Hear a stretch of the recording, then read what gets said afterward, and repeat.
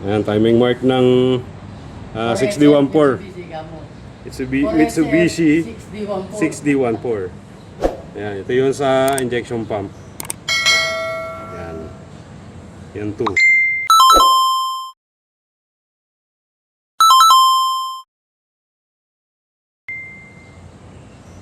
Tapos, yung sa camshaft, yan yung 4. Ito rin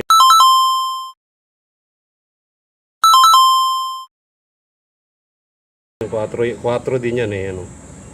Tapos yung sa follower niya, yung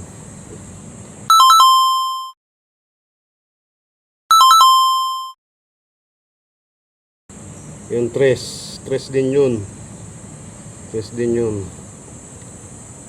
Tapos ito sa crankshaft, yan yung 1.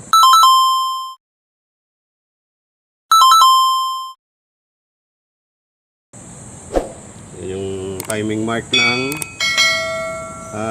Mitsubishi 6D14.